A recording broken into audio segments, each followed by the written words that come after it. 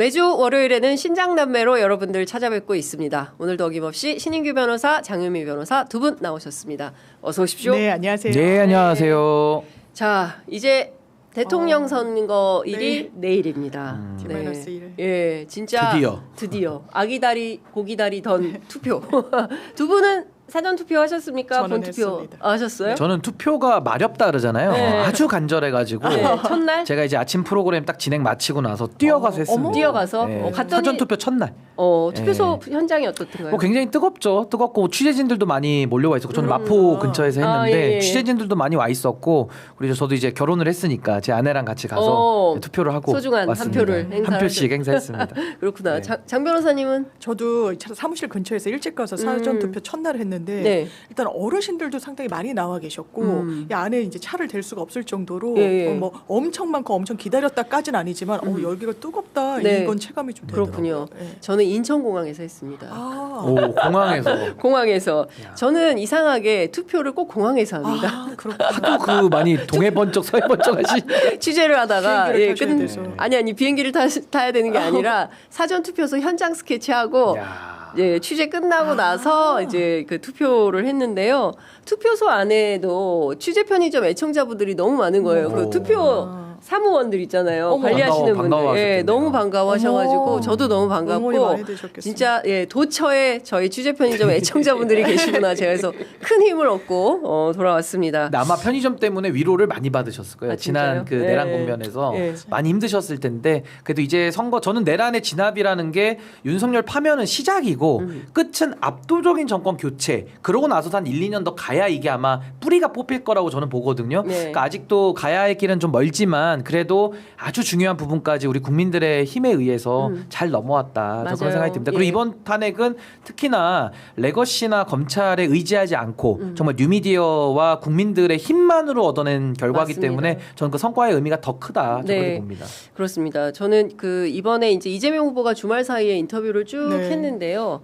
그 취재 편의점을 포함해서 뉴미디어 매체들에 적극적으로 출연을 하고 계세요. 그러니까 그 저는 이제 대한민국의 미디어가 또 굉장히 한 축으로서 중요한 역할을 하는데 그 가운데 특히 유튜브 방송 같은 그리고 또 인터넷 언론 같은 신뉴미디어들의 역할에 대해서 상당히 이제 중요하게 판단을 하기 때문에 그런 결정을 하고 계신 게 아닌가라는 생각이 좀 드는데 그 이후의 과정에서도 저희 같은 매체들이 또 빛나는 역할을 해야 되지 않을까라는 생각을 합니다. 근데 저는 언론 관련해서 한마디만 드리면 이 레거시 언론이 가지는 또 공신력도 무시할 수는 없잖아요. 그럼요. 그러니까 저는 그 공신력만을 가지고는 이 내란 국면에서 사실 큰 역할을 못한 건 사실이거든요. 그러니까 전 앞으로는 이 뉴미디어가 이제 덩치가 커졌기 때문에 건강한 경쟁 관계 또 건강한 보완 관계가 되면서 좀 더 대한 언론으로서의 그런 기능들을 국민들이 이렇게 체감을 하신 것 같아요. 그래서 앞으로의 시대에는 조금 더 뉴미디어가 더 강화되는 추세로 가는 그 발판은 됐지 않았을까라는 생각은 들었습니다. 맞습니다. 평생 대한 언론 해온 사람 입장에서 이제 빛을 보시는 것 같아요. 이제 빛을 보는 것은 아니고 하여간 그 이게 민주화에 끊임없는 노력이 필요하다라는 생각을 제가 그러니까 이게 기자들의 발걸음마다 한 발 한 발 내디딜 취재할 때마다 대한민국 민주주의가 조금씩 아주 조금씩 발전한다라는 생각 믿음은 있습니다. 자. 늘 취재 편의점과 함께 해주시는 광고 먼저 좀 소개를 하고 말씀을 좀 듣도록 하겠습니다. 첫 번째 소개할 광고는 인터넷 비교원입니다. 무조건 써야 하는 인터넷 휴대폰 정수기 렌탈. 의외로 매월 나가는 요금으로 부담되시는 분들이 많으신데요. 이런 분들의 부담을 줄여드리기 위해서 인터넷 비교원이 최대 128만 원의 혜택을 드리고 있습니다. 인터넷 TV 신규 가입 시 최대 48만 원, 휴대폰 구입 시 최대 50만 원, 정수기 렌탈 시 최대 30만 원, 그리고 쓰던 폰 그대로 통신사만 변경하셔도 최대 30만 원의 혜택을 돌려드리고 있습니다. 인터넷 비교원은 23년간 현금 사은품 누적 983억 원 이상, 누적 가입자 60만 명 이상이고요. 서울 보증보험에 8억 원 이상 보험에 가입되어 있는 튼튼한 법인 기업입니다. 그래서 안심하시고 가입하셔도 될 것 같습니다. 그동안 개인정보 보안도 철저해서 단 한 건의 보안 사고도 없었다고 하는데요. 그만큼 믿고 안심할 수 있는 그런 기업이다라는 말씀을 드리겠습니다. 비교원에서는 지원금이 타사보다 적다. 이러면 차액의 무려 150%를 보장해드리는 비교원 보장제를 실시하고 있습니다. 만약에 현금 사은품 혜택 원하지 않는다 그러시면 55인치 삼성 텔레비전으로 선택하셔서 받으실 수도 있으십니다. 지금 1670-2571 1670-2571로 전화 주시거나 네이버에서 인터넷 비교원 검색하시고 상담 신청하시면 되겠습니다. 자, 그리고 두 번째, 이게 저에게 정말 필요한 건데요. 천기 약도라지 진액고입니다. 예, 잡수셔도 됩니다. 네, 예. 한번 말씀해 에어컨 바람, 미세먼지, 급격한 온도 변화까지 겹치는 6월이 왔습니다. 목이 더 쉽게 지칩니다. 저 같은 경우에 진짜 말을 많이 하니까 목이 가끔 너무 많이 저한테 담배 피냐 이런 분들 계시는데 전혀 그게 아니고요. 예, 목을 많이 써서 그런 것 같습니다. 이럴 때일수록 기관지와 면역 관리가 우선인데요. 천기 약도라지 진액고로 목이 답답할 때, 몸이 무거울 때 매일 하루 한 스푼씩 진한 사포닌으로 건강을 보충하시면 좋겠습니다. 약도라지, 사포닌의 끝판왕으로 불리는데요. 동의보감에도 나오는 귀한 원료이고 그냥 도라지가 아닙니다. 올해 수확한 신선한 대한민국 우리 농가의 약도라지를 가득 담았습니다. 미세먼지와 건조한 날씨에 목이 칼칼하신 분, 그렁그렁 답답한 숨소리로 고민하시는 분, 밤새 콜록콜록 잠 못 드시는 가족들을 위해서 약도라지의 사포닌은 6년근 인삼의 3배로 알려져 있습니다. 굉장히 좋구나. 아침 저녁 한 스푼씩 꾸준히 드시면 변화를 느끼실 수 있다고 합니다. 구매자분께서 올려주신 최신 구매 리뷰 있는데요. 에어컨 바람 쐬다 보니 건조해서 목이 칼칼해서 구입했는데 먹기도 편하고 효과도 좋아요. 이런 말씀 주셨고요.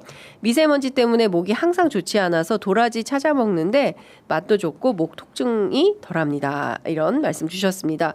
출시 후 5만 병, 많이 팔렸다. 5만 병 판매 기념으로 3년 전 가격 그대로 드립니다. 2병 구매하시면 2병 더, 2+2 이벤트 진행 중에 있고요. 반드시 배송 메시지에 장윤선의 취재 편의점 이걸 기재하셔야 천연 오칠 프리미엄 스푼을 사은품으로 함께 보내드립니다. 지금 바로 유튜브 더보기 링크를 클릭해 주시면 되고요. 웰스앤헬스에서 구매하셔야 사은품을 꼭 받으실 수 있으십니다. 여기 5만 병이 팔렸다고 네, 하잖아요. 5만 제가 병. 그중에 그래도 한 10병 이상은 그 샀을 정도. 텐데 오. 제가 그 마른 기침이 계속 나가지고 안 맞아요. 낫는 거예요. 어. 그래서 어떤 분이 이 제품을 저한테 소개해 주셔가지고 예. 숟가락으로 떠서 그냥 삼켜버립니다. 숟가락으로. 원액을. 원액을. 지금 기침 안 하잖아요. 나도 먹어야겠다. 나서 그러니까 이게 마른 기침 나는 분들이 네. 목을 많이 쓰시면 제가 성대병원도 다니고 이비인후과를 맞아요. 좀 많이 갔었는데 약도 먹지만 또 이런 보조적으로도 맞아요. 이런 네. 상품들 구매하셔가지고 먹으면 저도 기침이 좀 그러네. 가라앉아가지고 신 변호사님이 진짜 계속 기침 많이 기침했거든요. 많이 제가 하셨는데 한 2달간. 네, 근데 이거 가라앉았네. 원액을 그냥 먹어버렸어요. 원액을 10병. 물에 타지 않고 저 원액으로 10병 다이렉트. 원액으로 그냥 딱. 먹고 물 한번 딱 삼키고 상남자 스타일. 네, 상남자- 세게 갔습니다. 이게 안 상남자 났으니까. 스타일이네. 안 났으니까요. 예. 자, 가만 보니까 오늘 우리 신 변호사님 드레스 코드가 이재명 후보하고 닮아 저도 있네. 보이고. 비슷하네요. 닮았나요? 오늘. 예. 또. 유사한. 예. 요즘 날이 부드러운 좀 이미지. 더워져가지고 예. 그 날이 더운데 세타를 입었어. 근데 이거 컨셉, 반팔만 입고 컨셉. 나오기 좀 좀 그래가지고 거시기해서. 아니, 좀 예. 격식을 차렸어요. 네, 안에는 그렇구나. 반팔입니다. 네. 예. 어쨌든 내일 이제 대선입니다. 내일 이제 저희 취재 편의점도 밤늦게까지 개표 방송할 예정인데요. 두 분은 너무 바쁘셔서 저희가 못 모시게 됐어요. 그래서 다른 분들 저희가 호화 게스트 분들 모시고 내일 개표 방송 하려고 합니다.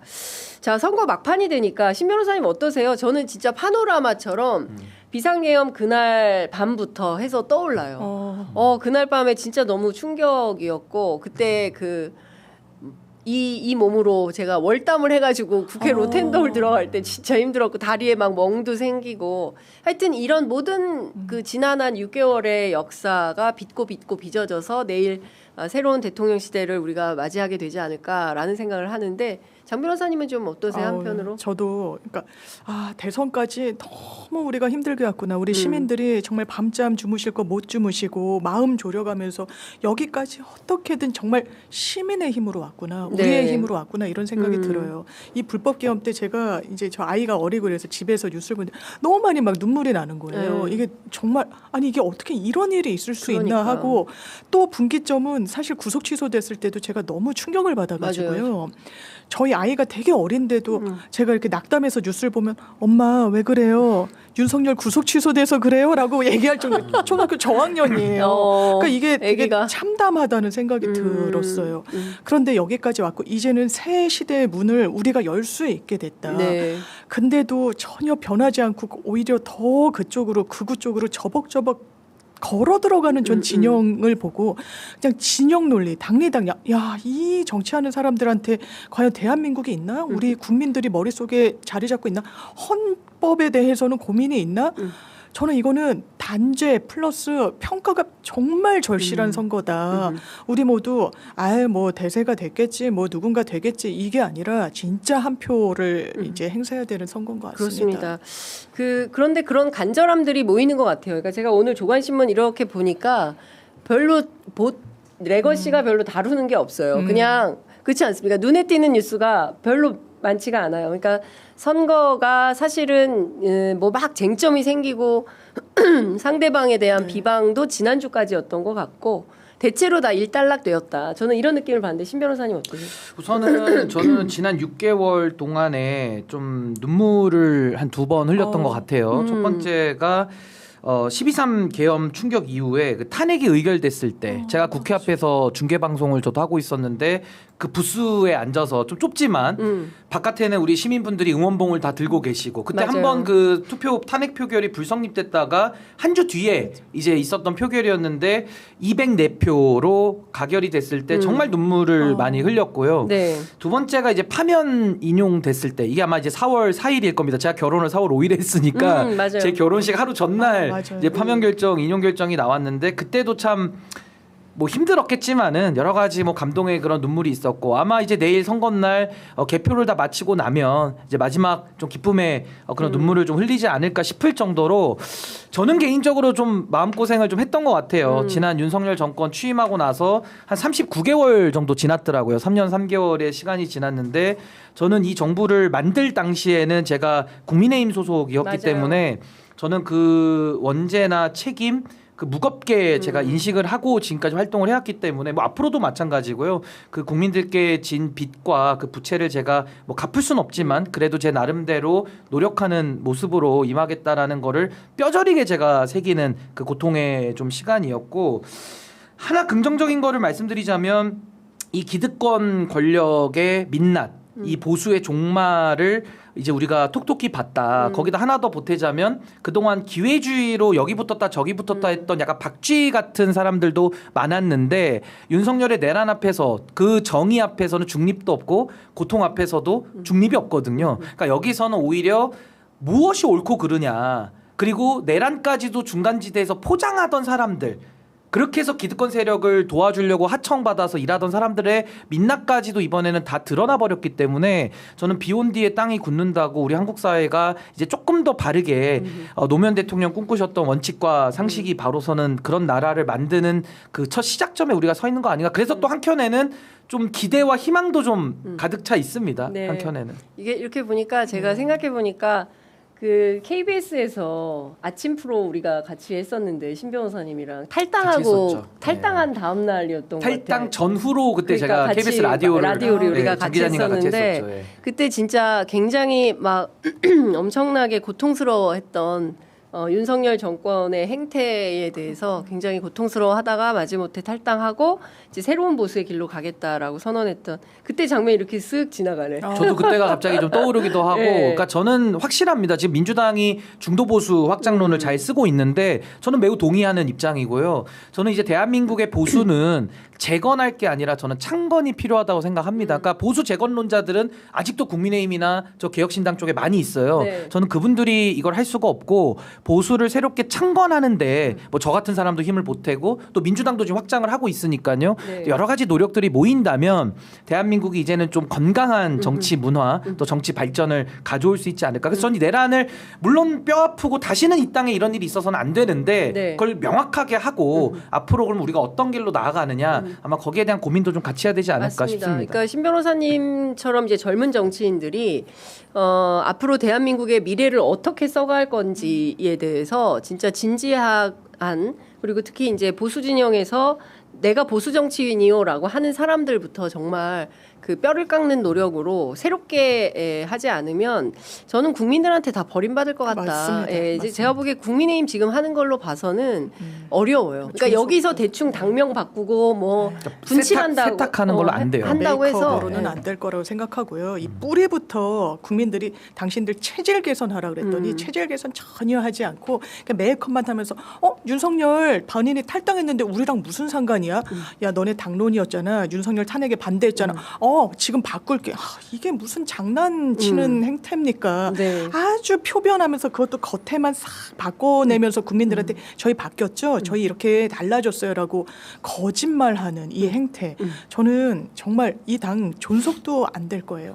지금 보세요. 김용태 의원이 그나마 그 국민 앞에서 저는 장난쳤다고 생각하는데 그것도 당론도 바꾸겠다 했더니 무슨 소리냐고 또 친윤계들이 저격을 하고 윤상현 의원이 바로 맞습니다. 얘기했습니다. 윤석열 탄핵 반대 당론 철회 당의 뿌리를 흔들고 있다. 그러니까요. 이게 민낯이에요. 이게 국민의힘의 민낯이에요. 국민들은 탄핵은 정당했고 심지어 보수층도 탄핵은 했어야 됐고 계엄은 불법이다. 내란이다라고 생각하는 비중이 상당히 높음에도 불구하고 아닌데 잘했는데 계엄도 탄핵도 다 이 부분과 관련해서 국민들과는 완전히 다른 이야기를 하면서 어떻게 정치결사체라고 얘기를 합니까? 이거는 이익 집단이에요. 이해 공동체예요. 예. 근데 저는 사과라는 게요. 사과는 사과를 주장하는 사람, 그러니까 소위 말해서 가해를 한 사람, 그 사람이 사과를 하잖아요. 사과의 진정성은 가해자가 판단하는 게 아니고 피해를 입은 쪽에서 저 사과가 진정하다 아니다를 판단을 하는 거거든요. 근데 지금 국민의힘은 사과의 주체인데 그러니까 네. 가해자의 쪽에 서서 사과를 해야 될 책임을 갖고 있는 사람들인데 본인들이 막 진정하다고 막 우겨요. 저도 방송 나가가지고 보수 패널들하고 이렇게 그쪽 당에 있는 분들하고 얘기를 해보면 뭐 잘했다는 거예요. 뭐 윤석열 나갔고 우리는 선 걷고 뭐 이제부터 새 시작하니까 사과했는데 뭘 자꾸 우기냐. 일본하고 똑같습니다. 일본이 그동안의 역사에 대해서 얼마나 사과 많이 했습니까? 근데 사과하고 뒤에서 늘 뒤통수 치잖아요. 이걸 이제 북한식의 그 화전 양면 전술이라고 늘 부르는데 앞에서 웃지만 뒤에서 찌르는 거거든요. 그러니까 이런 식의 사과를 윤석열이가 보여준 게 개사과잖아요. 그러니까 개사과식으로 자꾸 해가지고는 더 철퇴를 맞을 뿐이고 진정한 사과는 어디서 시작되느냐. 참회, 반성, 깨닫고 돌이키는 겁니다. 거기까지 가려면 국민들이 야 이제 사과 그만해라. 이제 그만해. 사과 더 필요 없어. 이때가 진정성 있는 사과지. 내가 다 해놓고 내가 진심인데 왜 안 받아들이냐고 폭력적으로 나오면은 그거 개사과죠. 예. 국민들이 다 분별합니다. 그러니까 윤상현 의원처럼 국민들은 1년 뒤면은 다 잊어버려. 예. 물론 그런 면도 뭐 없지 않아 있을 수 있어요. 국민들께서 뭐 여러 가지 이슈들이 많으니까 다 팔로우업은 할 수 없는데 그걸 이용하는 정치인들이 나쁜 거죠. 그래서 저는 국민들 무시하는 이런 정치인들 이 내란 사태만큼은 우리가 평생 잊을 수 없고 기억해야만 한다. 저 그렇게 봅니다. 그러니까 또 이제 이번 대선 끝나면 서로 이제 내탓 공방하면서 또 싹 메이크업 해가지고 맞아요. 분칠해가지고 새 단장에서 우리 지금부터 새롭게 한다라고 주장을 할 텐데 국민들이 이번에는 안 속는다라는 겁니다. 이제 이런 방식으로 정치를 온전하려고 하면 그것 자체에 대해서 이제 철퇴를 맞을 수밖에 없다라는 생각이 좀 드는데 개사가 지겹다. 개사과 지겹다. 개사과가 계속 나와요. 이 기만적 사과 있죠. 지겨워요. 이제는 해도 이거 또 쇼하네. 그냥 국민들이 쇼하네. 혀를 끌끌끌 차지. 언제까지 이렇게 정말 참 국민 우습게 하는 정치를 할 겁니까? 이제 더 이상 국민들이 못 참습니다. 이제는.